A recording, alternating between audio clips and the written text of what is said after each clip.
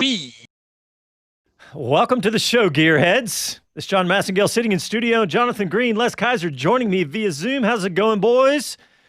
Rock and roll. We just watched the Hungarian Grand Prix. Lewis Hamilton ran away with it. I think he stopped for a sandwich at some point along the way. And he's already got home, I think. Yeah, he's home. He's in the garage. He's got his car washed and oil changed, and he's done.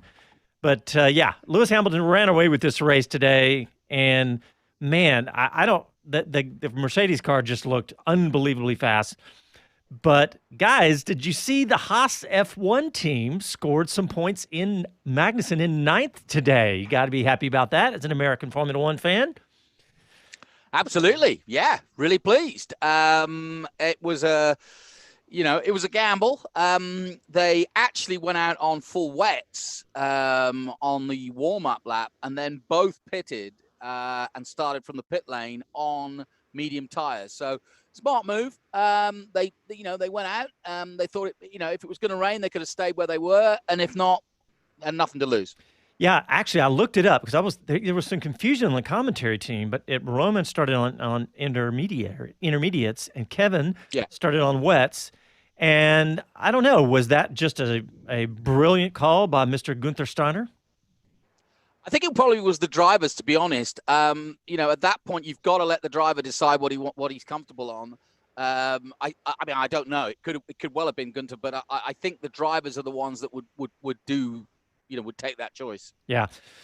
I agree. It usually goes to the driver, but then also, Gunther is looking at the radar, the weather radar as well, plus a few other people. And so I still think it's a shared responsibility because he can say the tracks, and that was a big player today, is the weather conditions were changing. What was predicted was rain in 14 minutes and 12 minutes and 8 minutes and 8 minutes, 11 minutes. And oh, never mind. Yeah, never mind. It kind of skimmed the surface, didn't it? Could have skimmed the circuit. It was just to the south. It was there, but it just wasn't quite on the track. Yeah. Well, hey, let me run down the full results from the race. Lewis Hamilton wins the race. Max Verstappen comes in second. We'll talk about that. What an amazing story on that. Valtteri Bottas third. Lance Stroll in the pink Mercedes for Racing Point comes in fourth. Alexander Albon fifth, Sebastian Vettel in sixth, Sergio Perez seventh, Daniel Ricciardo, then Kevin Magnussen in ninth, Carlos Sainz, Charles Leclerc, Daniel Kvyat, Lando Norris, Esteban Ocon, Roman Grosjean down in 15th, Raikkonen, Giovinazzi, Russell, and Latifi and Gasly did not finish the race. But let's go back up to the top. We talked about Lewis Hamilton, just ran away with it, looked amazing today. But Max Verstappen, so he crashed on the formation lap, broke his front wing off, and then it ended up starting the race 7th place and comes in second. How about that for a performance, Jonathan? Yeah, pretty impressive. I said watch out for Verstappen because I thought it was going to be wet, but I didn't expect him to crash, that's for sure.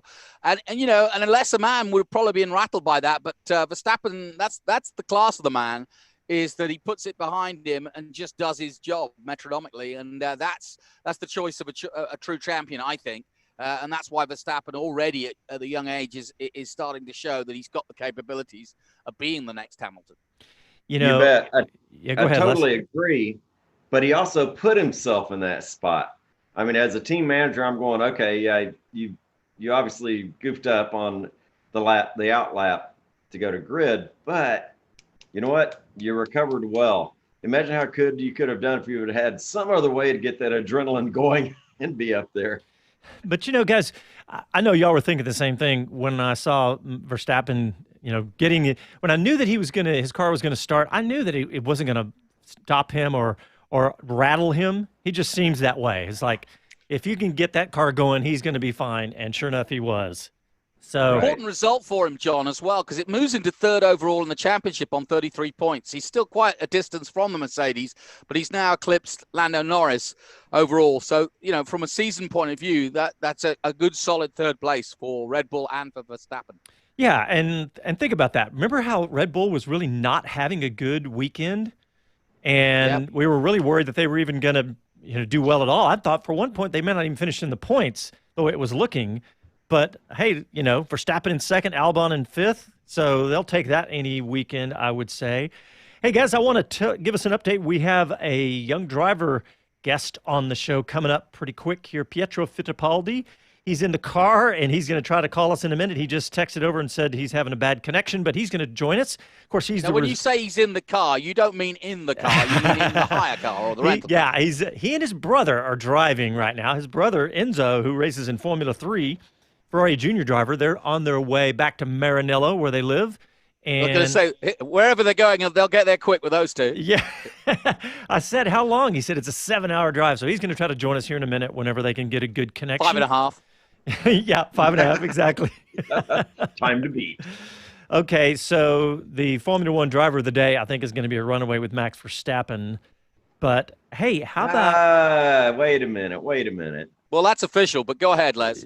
Yeah, like I said, the reason he did so well, or the reason he really sticks out in your mind, is he smacked the wall first. Well, he also came from 7th to 2nd, so not a bad performance during the race, too. So, but Okay. Yes, it is official. All right, who's your man then? Yeah, go back to my hard charger that I commented on before. Tell me what that is, Mr. Smarty. What's that, Les? Albon. Oh. Albon. Yeah. Started in 13. Yeah. Yep.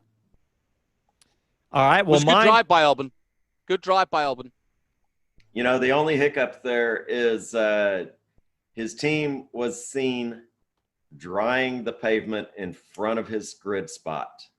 So, yeah, has that been heard yeah. yet or not? Yeah. No response yet that I'm seeing. I've been checking on that. That is very definitely an infringement on it. And that is a very different approach to gaining some traction there. You know, it's fine to essentially do a burnout and accelerate hard and leave some rubber in that spot, so the next time you come around, there's some fresh rubber there on your spot. You can't prep. You cannot actively prep the track surface. Yeah. Having a team member of yours dry off the spot in front of you, nope, can't do that. And that definitely is an advantage, especially in a situation like today. Yeah, and they should know better, Red Bull. I mean, really. Yeah, absolutely. That's surprising, actually. I mean, if you don't get spotted by the FIA, the other teams will spot you doing it. Oh yeah, should have been drying off the front wing instead. Yeah. And no dumping any. What is that? PJ1, that track compound stuff? Yeah, no track prep. Can't do that. Hey, well, my driver of the day, or not necessarily. That's I can't argue with Max Verstappen. But Kevin Magnussen, guys, I mean, he was he obviously he held off everybody and had 9th place. I mean, this may be their best finish of the season. We'll see. I love the fact that coming into the weekend. Don't say that. I love the fact that Gunther was saying that they had made a bunch of progress and it kind of was, leading up to the weekend. And I was a little worried that was just going to be optimistic talk. But hey, man, he looked great today, and 9th place is about that's a fantastic finish for Haas F1. Hey, let's look at the rest of the grid here. I want to see, so Max Verstappen 2nd, Bottas 3rd, Lance Stroll in 4th. What about that, Les Kaiser? She's gone silent. He'll work it out in a minute. I don't know if he's going to a break or not, but he might well be. But he's on mute at the moment. So, yeah, there was some good stories. Good, I said at the beginning that I really wanted Stroll to have a good race, and I think. All right, he didn't get the podium I wanted him to get, but he drove well. Good, consistent drive by a kid. Yeah, very good. And, as we said in the pre-show, we knew that he was capable of this. And so, now we're seeing him in a strong car. We're seeing that skill that historically we've heard from the past. We've seen him doing this in the past, but now the package is together. He delivered today very well. He ran against some strong players on his way to where he is, not only through qualifying, but during the race. He had to fight with traffic, but in a different means. He wasn't the guy getting the blue flags, being a candidate for blue flags. Really pleased to see him go there. Yeah, and no question about it that, what could have led to a very, very close observation of Stroll this season I think all bets are off now. In other words, with Vettel potentially in talks with Racing Point and Perez saying, I've got a contract, and Stroll saying, I don't care who my teammate is, I think he can put that one away now and say, I'm in the team. I'm out qualifying and beating my teammate. My dad owns the team. Nothing to do with me. I'm doing my job. And I think the press can't kind of unstabilize his confidence with the threat of Vettel potentially coming to Racing Point. Gotcha. You know, some of the things that went on, I made a few notes of things that I thought were brilliant. Not one of them, Latifi colliding with signs in the pit lane, not even like, you know, and you know what? They're going to say unsafe reliefs. But honestly, okay, yes, he came out, he recovered, but before he pulled out on lane, he made the collision. Hey, Les, have we punished John enough? Now should we unmute him? Let's unmute him because he'll get frustrated. This is the reason. All right, John, you're back. This is the reason I came to the studio. I was trying to not be a technician at my own house, and here I come to the studio, and the microphone goes dead. That's he thinks it's his idea. Great. Yeah. Oh, okay. Oh, what a shame. Did somebody mute you? Hey, guys, it sounds like we have Dave O'Neill back with us. I know he was out at the racetrack doing some work. Hey, Dave, how's it going, buddy? Yeah, very good. Thank you. Very good. Interesting race there. Yeah, not bad, huh? Not bad. I didn't watch all of it, so I'm not very good on my homework on this, but I watched a little bit of it. Well, your old boss, Gunther Steiner, made some sort of brilliant call, or the drivers did, because at one point they were 3 and 4 right after the start of the race when they went out on wet tires and switched immediately and put on the dry tires and jumped straight to 3 and 4. How about that? Yeah, I mean, in that position, you have to try something like that, and you know, that's what I can imagine Gunther saying. I can still hear him in my ear. We've got to do something. We've got to try something, and that's what they did. It paid off, and of course the track was warm. It doesn't lose all its heat, so it was a good call, as it showed. And Magnussen, I saw a little bit of that bit. Magnussen managed to keep the pace until the second round of stops. So yeah, really good. And not only that, they're off the back, you know, off the bottom of the table effectively with points now. It's the worst thing going into Monday meetings with what should have happened. So to have points on the table is fantastic. Would have lifted the whole team. And let's hope there's some forward momentum now for the next race. More rain, effectively. Well, it's England. It's going to rain. Well, that's true. Hey, we have 2 back-to-back in England. We're absolutely going to get some rain. Oh, absolutely. So, Dave, you know these it's two like drivers. It's own microclimate there. Go ahead, Les. So, Dave, you know these 2 drivers on Haas. How are they in the rain? Well, fun. I was thinking. I was listening to the show as I was walking back to the car, and you know, in the rain. We talk about Verstappen's mistake, but if we go back a couple of 3 years to lining up for the grid in Brazil, probably not so good on that. Yeah. But with Grosjean, but I think, you know, they are, you know, they're F1 drivers. They're all half decent in the rain. Some of them tend to love it a lot more. It's all about getting dialed in and hooked up and feeling really confident and getting in the zone. And once you do that, you're in a rhythm and you can go on. The thing with the rain is you never have a constant, whereas in the dry you have same track temperature for 10 laps, a little bit of degradation from the tyres. But of course, in the rain, you've got hot track. Corners are you know, on a slope. You get puddles. The puddles go away, and then as the tyres get hot, you need to keep them cool. So you have to go offline and keep the temperature down on the tyres. Otherwise, they start chunking and blistering, and then they start falling apart. And of course, you lose all the blocks on the tyres then, and then you don't have anything to remove the water as you're charging forward. So yeah, it's a completely different ball game, but I think it's more of a zone, like I say, you have to get into, which Hamilton seems to be able to put himself in there very, very quickly. Hey, guys, I'll say I just got an I didn't hear update your from comments Pietro. about brakes. Go ahead, John. I just got an update from Pietro. He said there, Jonathan, you were prophetic. They're having a little run-in with some officials, apparently. Apparently, I called that one. they may have been driving a little fast. He just said This is where they pretend they can't speak English and just go straight into full Portuguese. Yeah. Obrigado. He said, "I'll try to call you in Get about the dollars out. yeah, get the American dollars out." Yeah. He's going to try to call us in about 10 minutes, he said. So we'll see what happens. With a light wallet. Yeah. Hey, guys, let's. By the way, we don't post bail.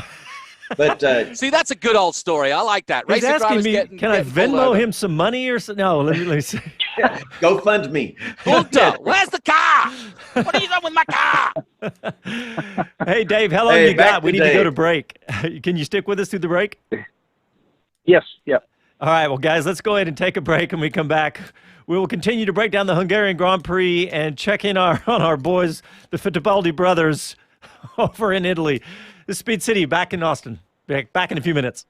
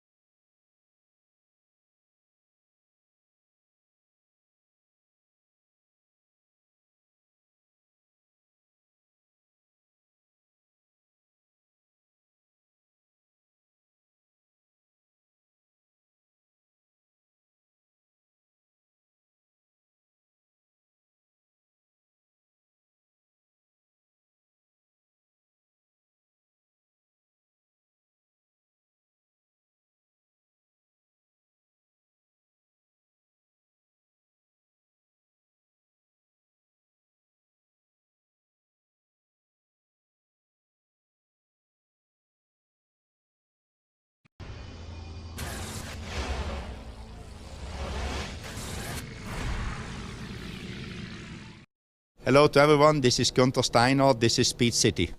You're listening to Speed City F1 on Sirius XM. I can see all y'all's faces start smiling when it's Gunther Steiner coming on. Of course. Of course. Yeah. P9. Well, that's Dave O'Neill, and he's joined us. Where'd you say you are? VIR? Is that right? Yeah, VIR, yeah. Yep, out there for the US F3 and F4. Both of them racing today? Yes, they are. Yeah, they've both got 2 races today. So they had one yesterday. Well, we are recapping the Hungarian Grand Prix for Formula One. You know, guys, we got to be thankful. We've had 3 races now and 3 pretty good races because I know last week was boring until the end. But today, I mean, we started off before the race, had crashes before the race even started, and lots of rain and cars coming up and down the grid.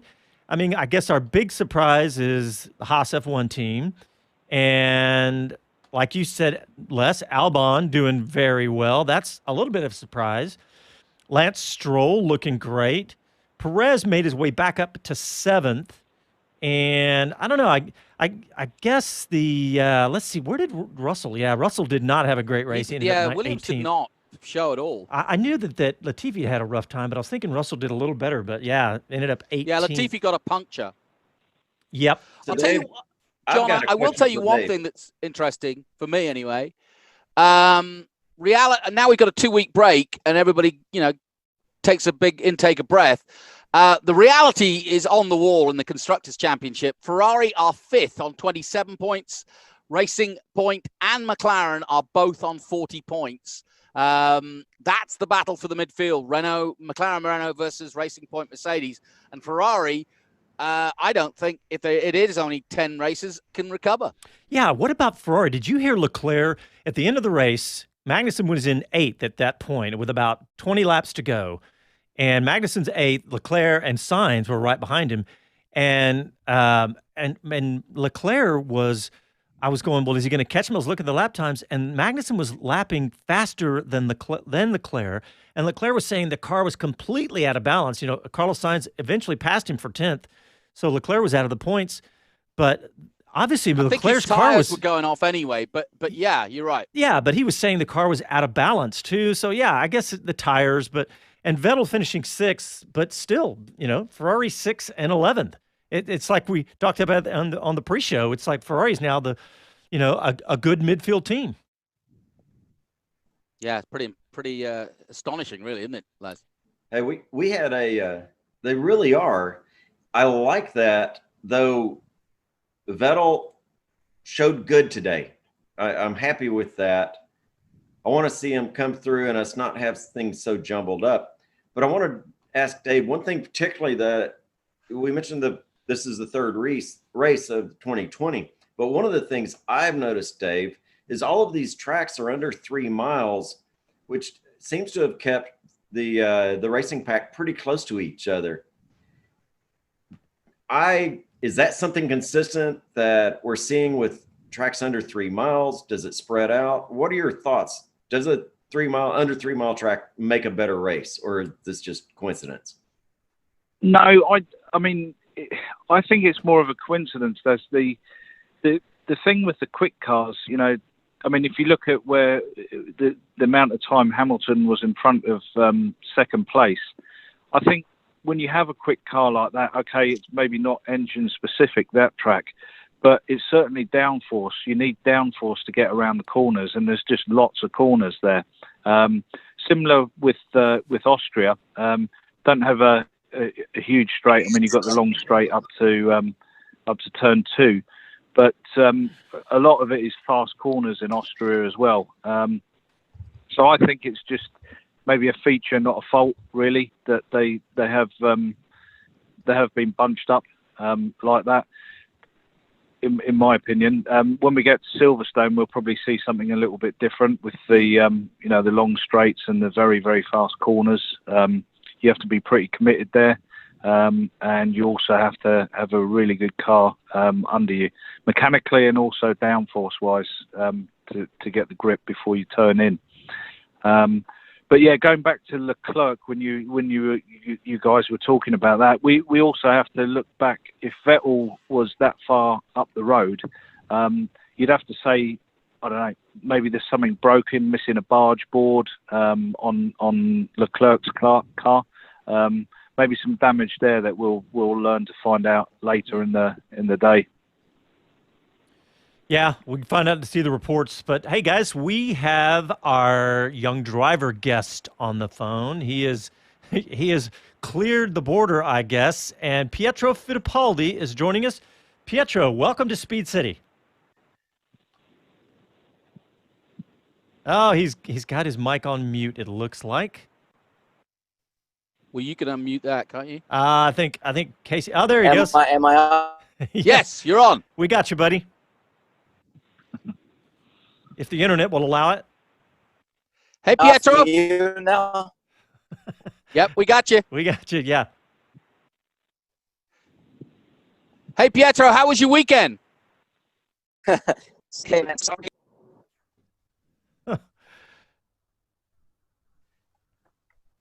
He's Not a good connection. Yeah, he's out on the road. Yeah, bad connection. Drive down the road a little bit more. Yeah, Pietro, call us back and we'll try again. I'm going to try to dial in. Give me a second. I'll try to dial in. Okay, cool. Yeah, guys. So while we're waiting on So Pietro, these two are known as Brazilian Americans because we'll claim them if they make it to Formula One, of course. yeah, we'll take it. Yeah. Well, so Pietro's with his brother Enzo, and of course they are grandsons of the great two-time F1 champion Emerson, who I started watching those sideburns when I was a kid. They were impressive, weren't they? They were. I think he rolled cigarettes in them. Yeah. Kept his ears warm. Yeah. I bet you've come across Emerson before now. I think we got Pietro back on. Absolutely. Pietro, can you hear us?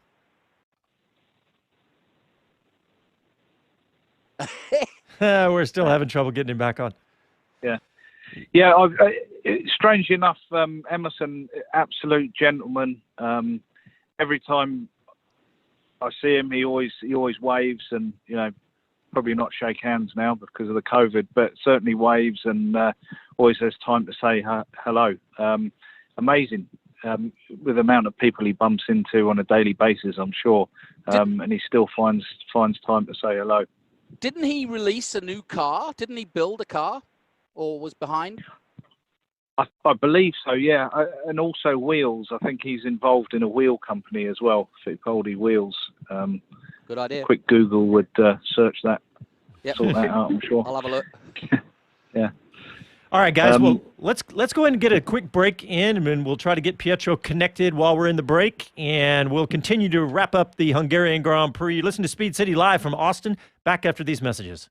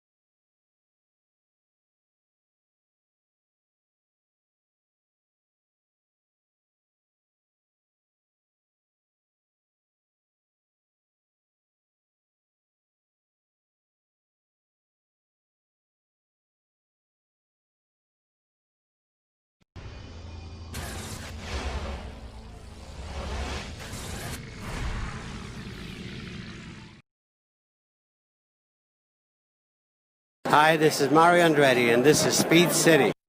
You're listening to Speed City F1 on Sirius XM.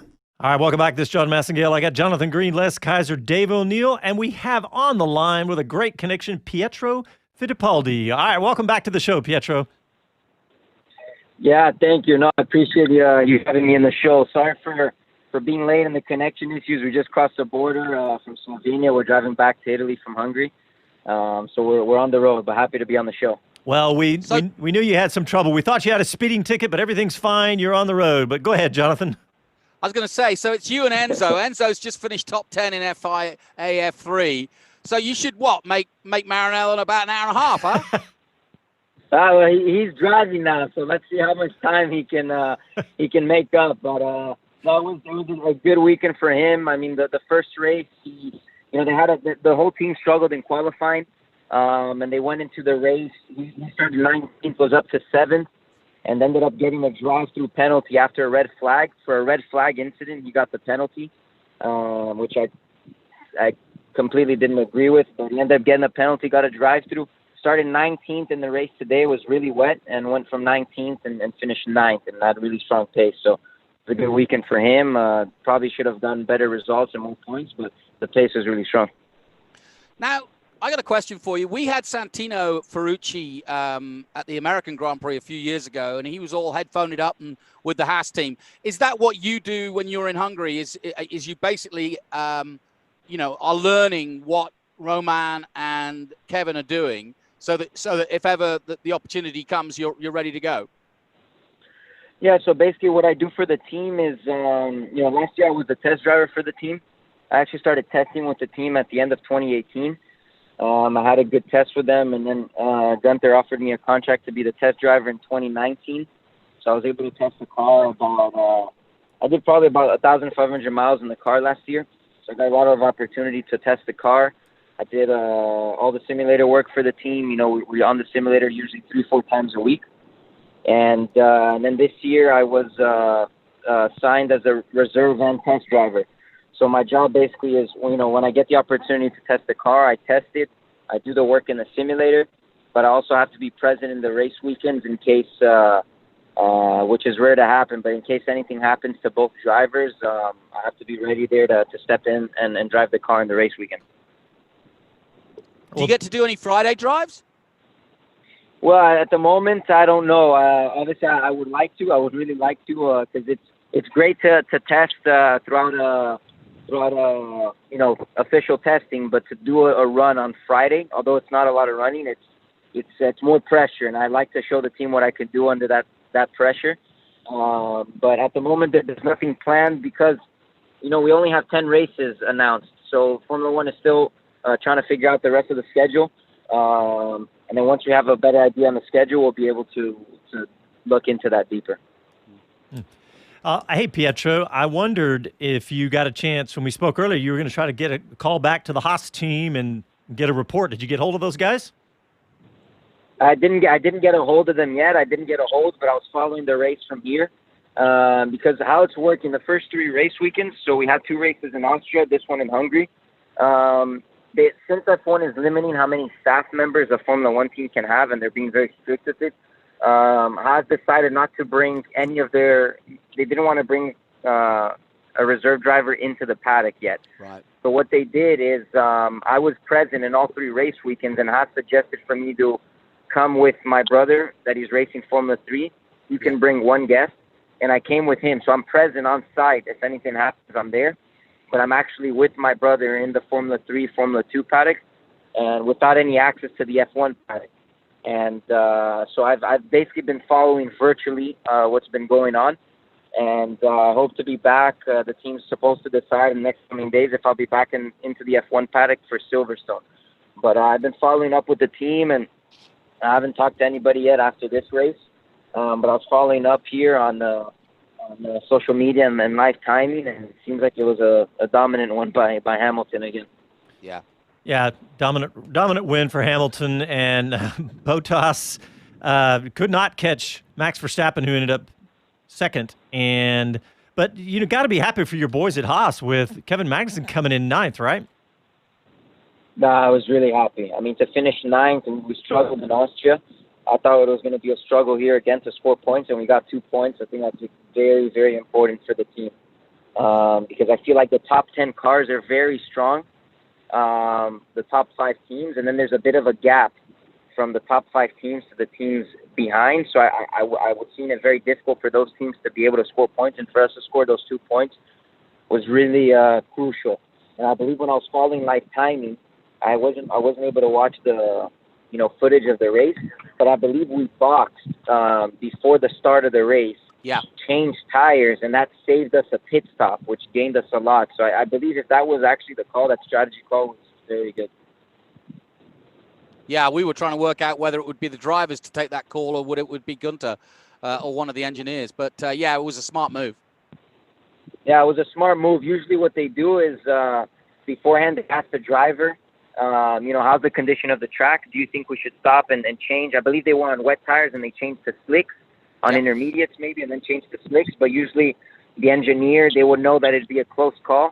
So they'd be like, listen, on the formation lap, if you think that there's a chance that it's worth going on slicks, even if it's slower than the intermediates or the wets in the beginning, we'll be able to save, however long you lose in a pit stop. And they made the right decision. They went there and they gained a lot of time for that. And I think that was one of the crucial reasons we were able to finish in the points. And really good call. Whoever made that call, obviously the drivers provided good information, but then the engineer and the strategist have to make the call. So it was a really good call by the team. They had Gunther Steiner on the ESPN broadcast today, and somebody asked him that question, and he said it was basically a team call. They get the input from the drivers, they look at the weather, they all of that. So it was a team call. So that was a fantastic call. Yeah. Hey, we also have Pietro. We have former Haas F1 team manager Dave O'Neill on the phone. Hey, Dave, you got a question for Mr. Fittipaldi? Yeah. How you doing, Pietro? How's it going, Dave? Yeah, good. I'd say. It's probably pretty difficult not being in the mix. In the paddock itself and being able to be in the meetings, etc. I just wondered whether you have you taken that to a virtual level and got involved in in any form of Zoom meeting or FaceTime or.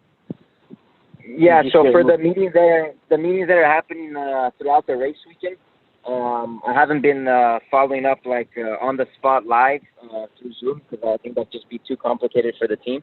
But basically, I speak to a lot of the performance engineers that usually ran me in the test. Okay.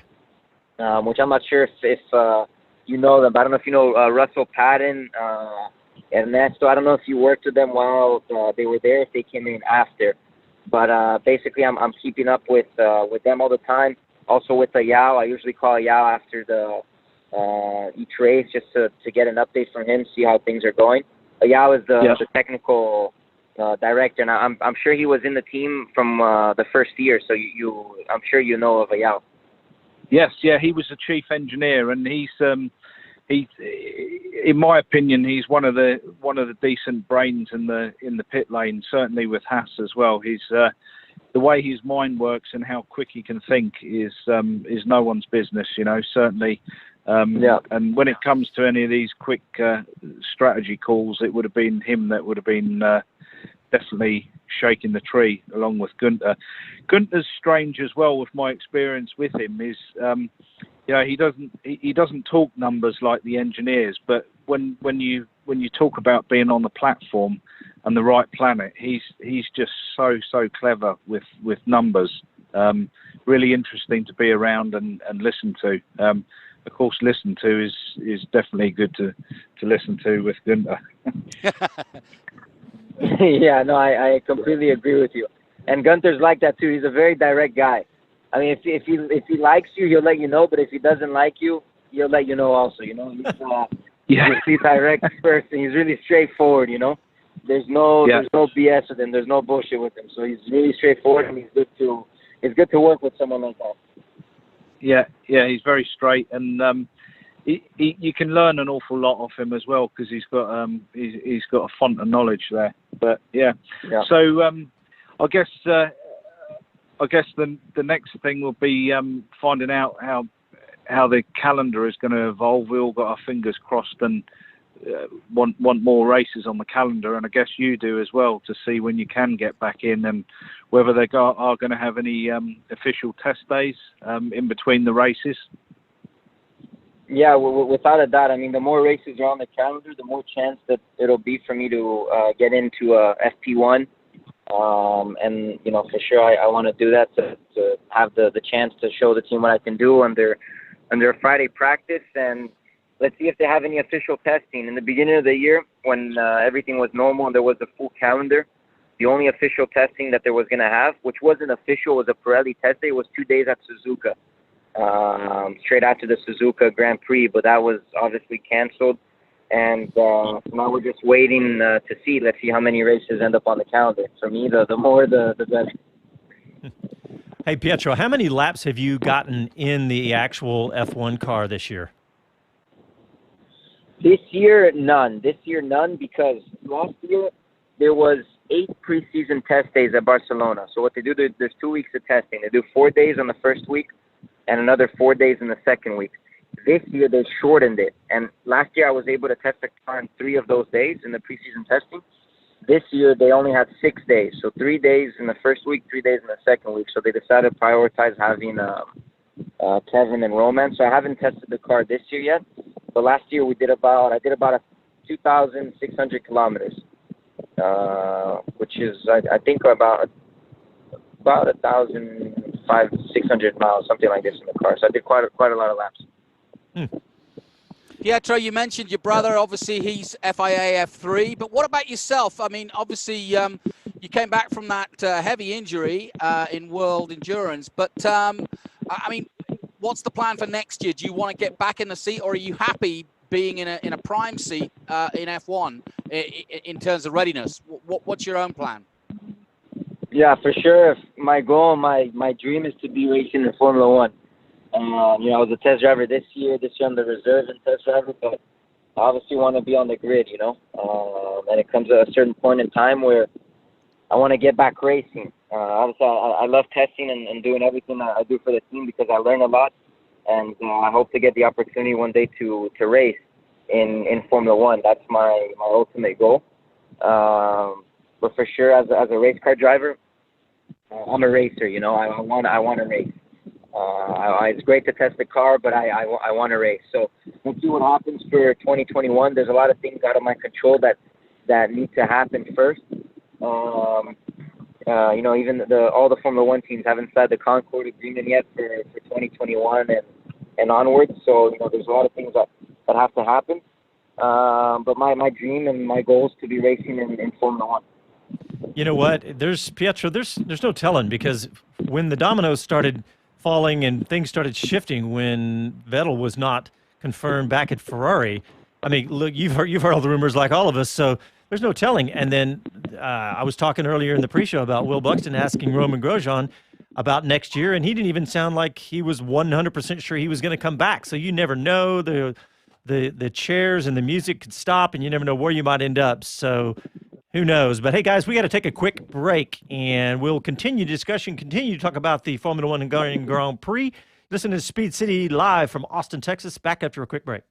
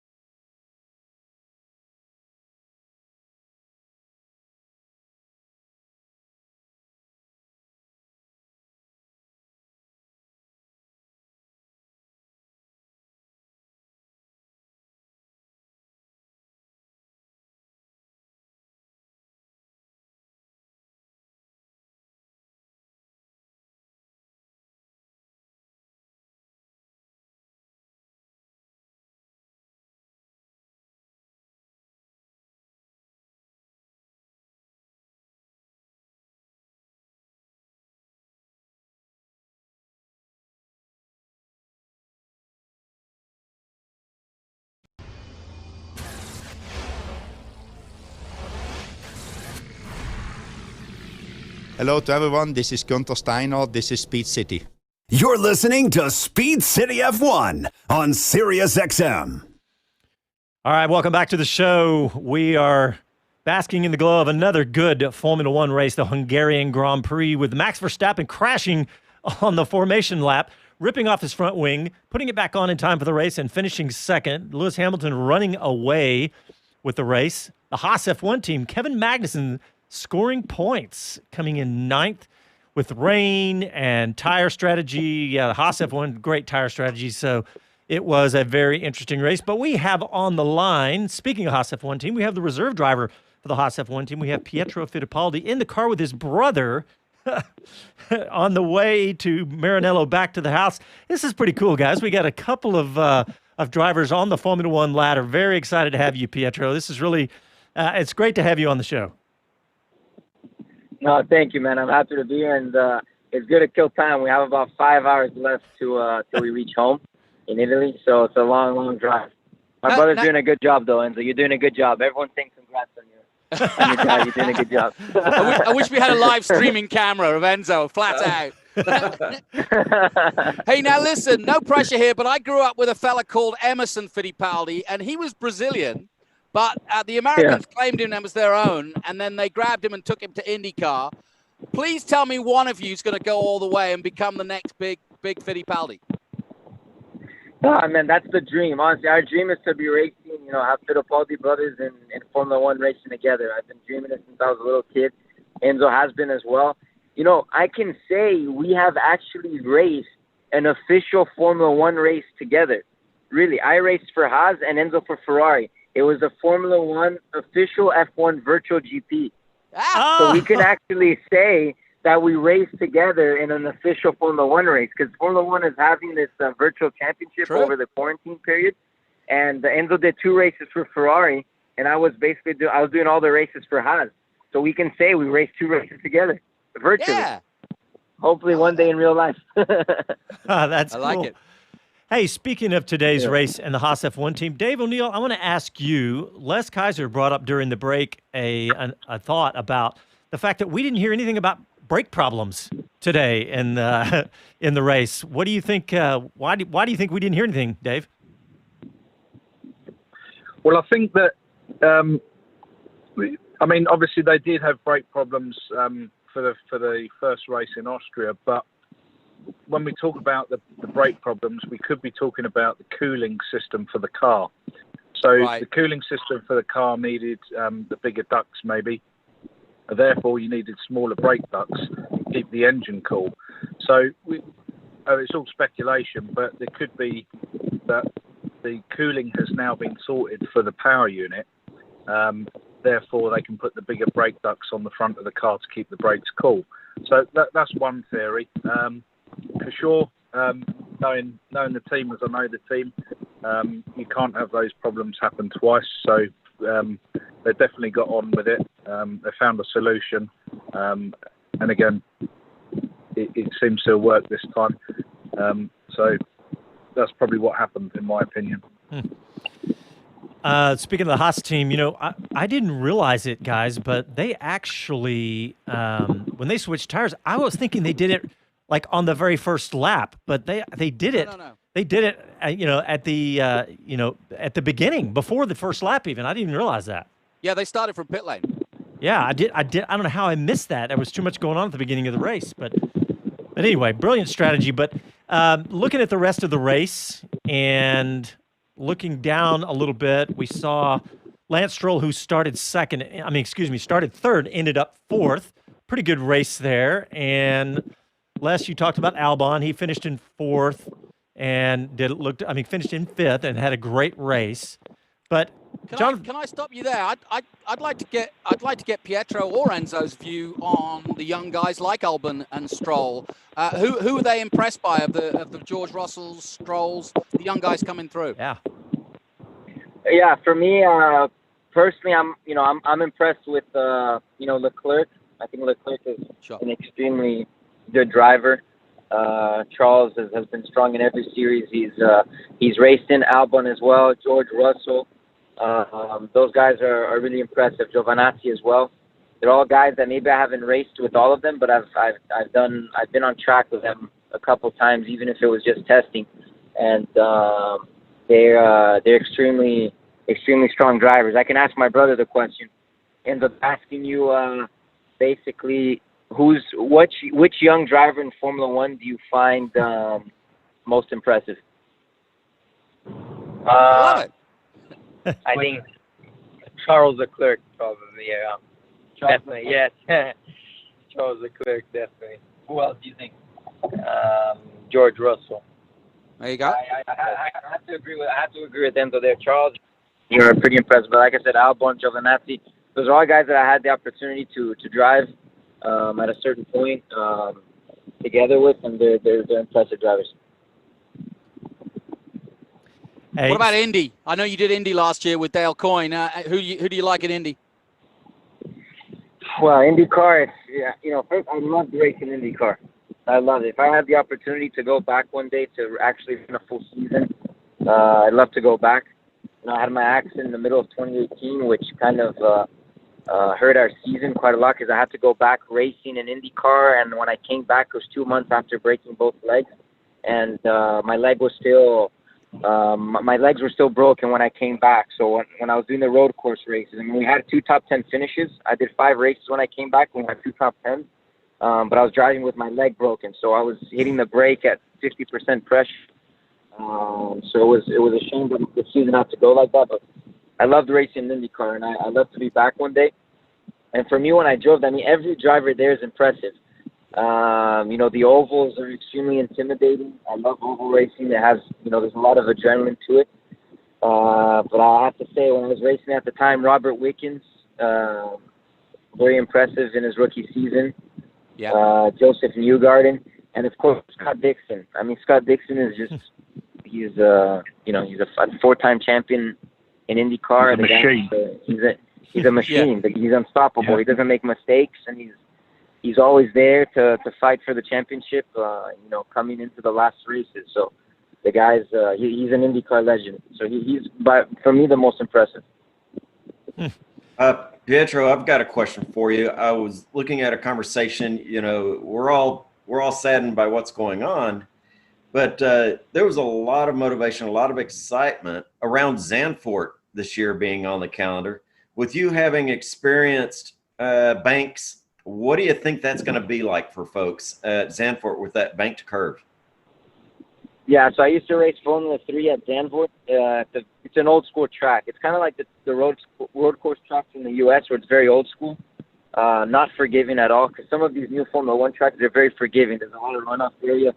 You make a mistake, you don't really get punched by it. You might get your lap deleted, but nothing else happens. So it's very comfortable. Not comfortable, but it's easier for a driver to push the limits and not get any penalty from it. And Zandvoort's like those old school tracks. I mean, you make a mistake, you're in the grass, and 20 feet from the grass is a barrier. So it's a ballsy track. There's a lot of fast corners. It's a very tight track. So I think from a watching point of view, to watch the race there, it's going to be very impressive because it's a tight circuit, and the cars are going to look super fast going through the corners, especially because the track is so tight.